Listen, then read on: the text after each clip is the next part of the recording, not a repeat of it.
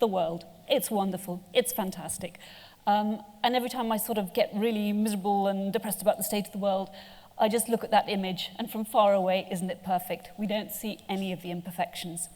And I can't understand that we just don't get it. We still seem to spoil it and take things from it.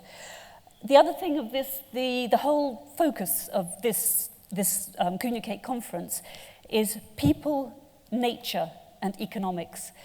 And we are part of nature, and we seem to forget it at our peril. And I'm not an economist, but one thing that's blindingly obvious to me is growth economies are unsustainable. And if we looked at nature for our model and for a cyclical way and giving things back, we wouldn't be in the mess we're in. But anyway, I shall move on if I can work this thing. About 75% of the world is ocean, fabulous, uplifting. I think we have something called, nature deficit disorders now been identified. The minute we're in the sea with cetaceans, one can't help smile, be completely filled with awe, and go back and you change your life tomorrow after encounters with blue whales. And the extraordinary thing about working with cetaceans is these animals that have been persecuted will actually come up and seek us. And again, I've been working in tourism with cetaceans, very interested about this rule. Should we swim with them? How far should we stay from them?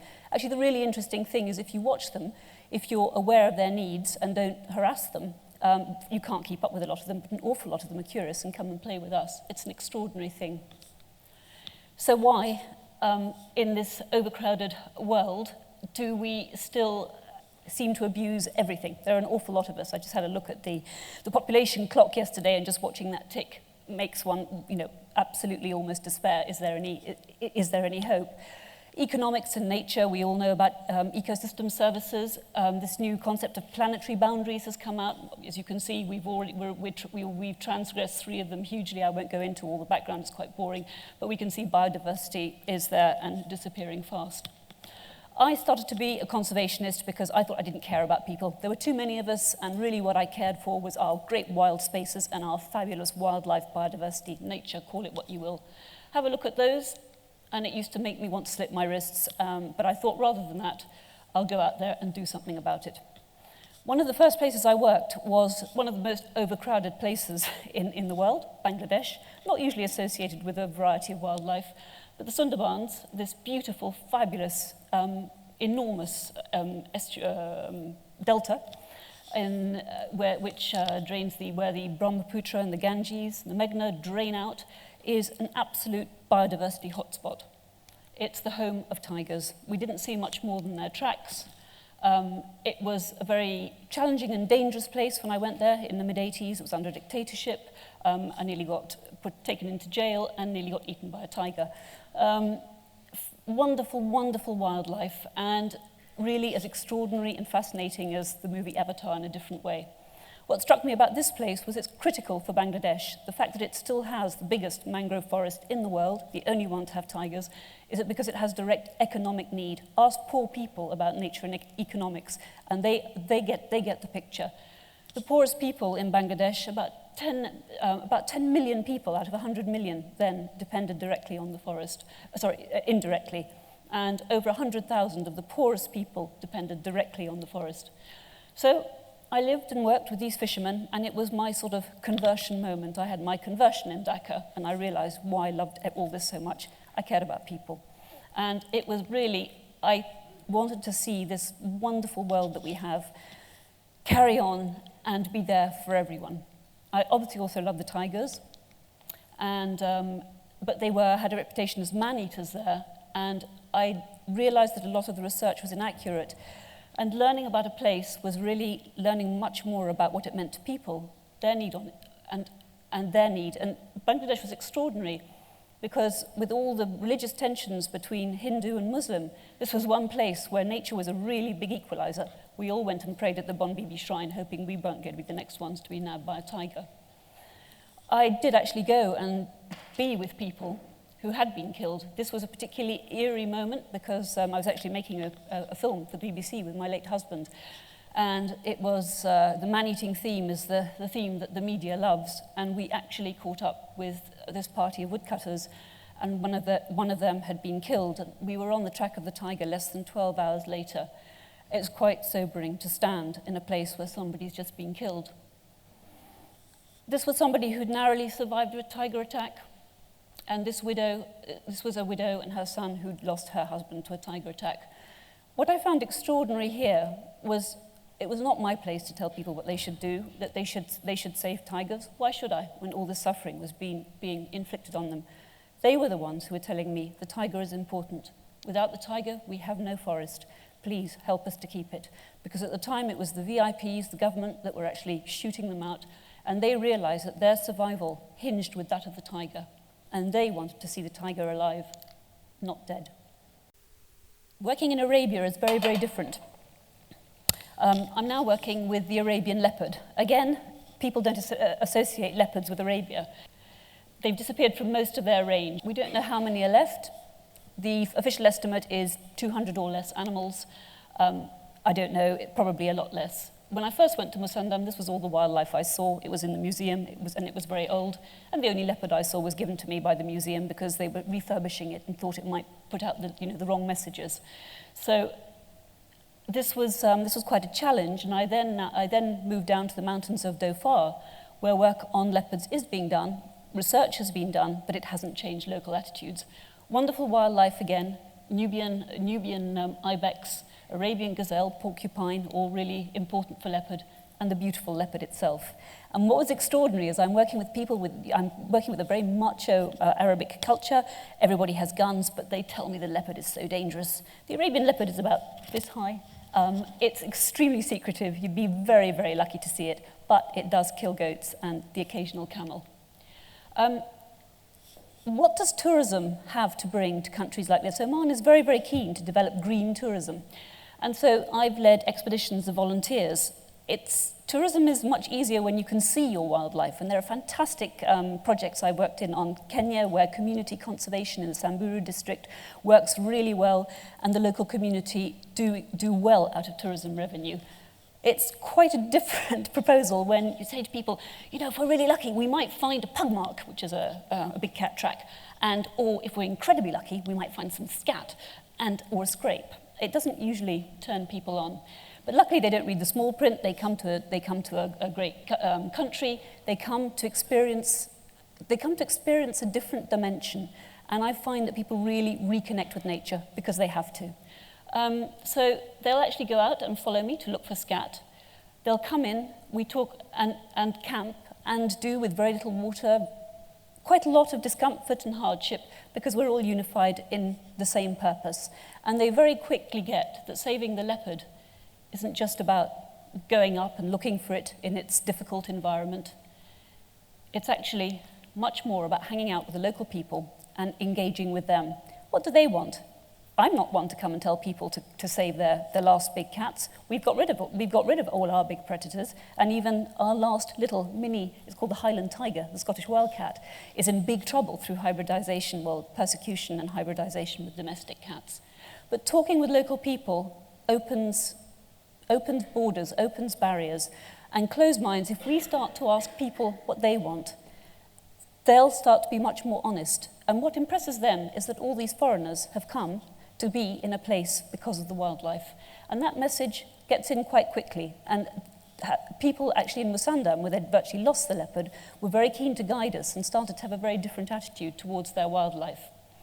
Working with local people, them taking us to areas because they say it's hotching with predators and I've lost my goats. So you say, take me up your trails. Why do you think it was a leopard? Where's the evidence?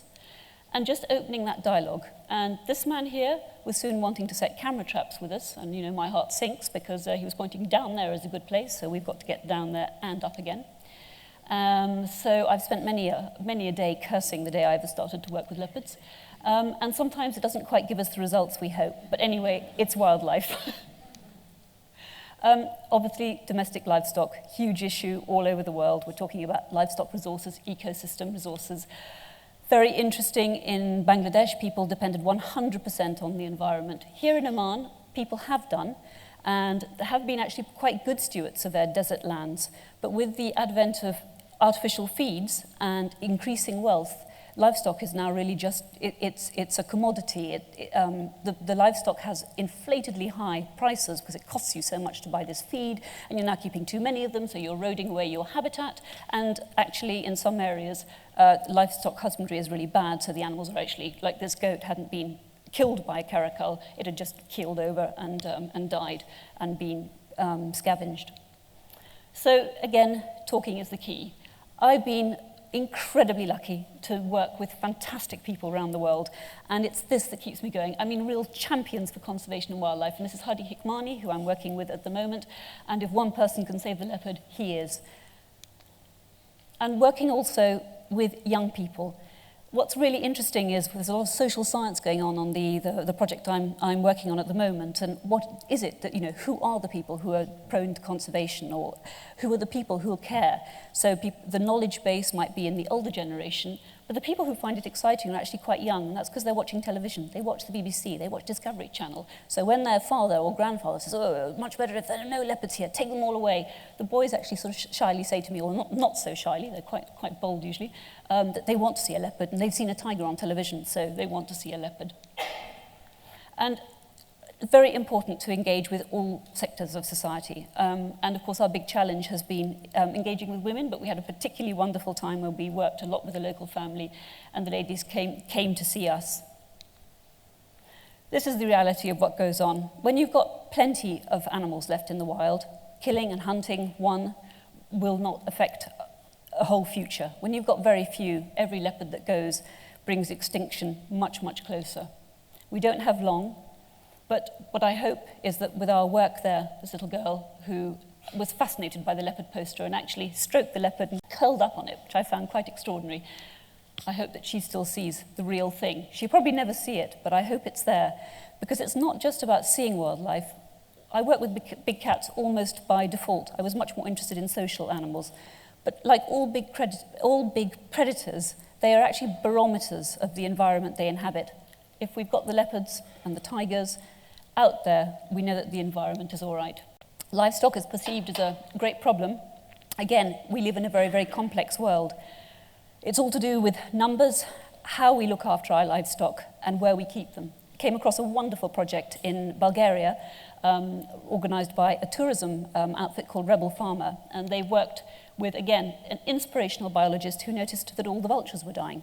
And all the vultures were dying because the traditional transhumance, taking your stock, and it's hard work, right across through the mountains, bringing them down again and taking them up again, that tradition was dying for two reasons. Shepherds were seen as quite lowly, and the economics were changing. So this tradition has been revived, actually raising the status of shepherds, helping to preserve the native Karakachan sheep, the dog and the horse, and actually bringing tourists in. And it's one of the most fantastic initiatives I've seen, because it doesn't just touch shepherding and traditional use of livestock and how it maintains this wonderful mosaic of open mountain habitats, but it also actually impacts on the local population, who then sell us firewood, sell us mushrooms, and it keeps also the cultural dimension going. The cultural significance of nature and how we engage with it cannot be overestimated. So here we have traditional Romanian singers and shepherds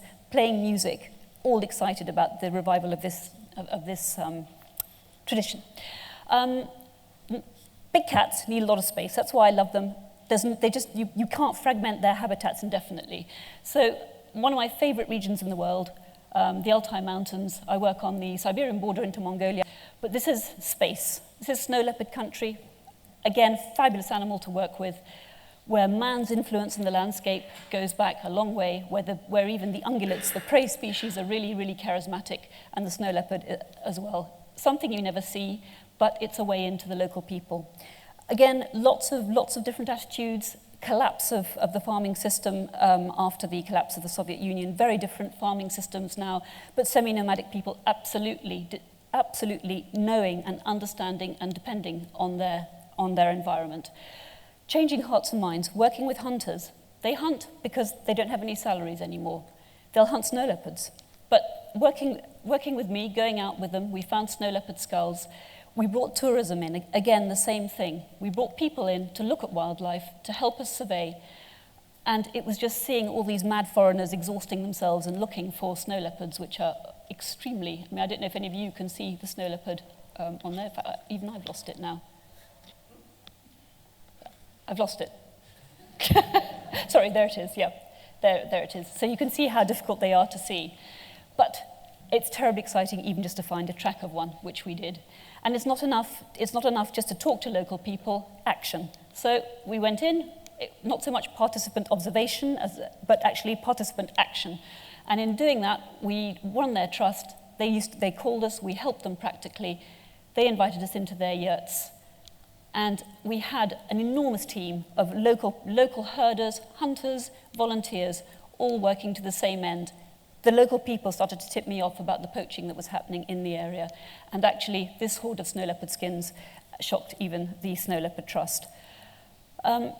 That is the scale of the problem. But we are the solution, and it's in all our hands, and not just in what happens abroad, but in what we do in our own lifestyle choices. And I love this. George Schaller, the founder of field biology, said, for epochs to come, the peaks will still pierce the lonely vistas, but when the last snow leopard has walked among the crags, the mountains will become stones of silence. I feel that in every habitat we have. We don't want silent forests, we don't want silent seas, we don't want silent mountains, we don't want silent deserts. Thank you.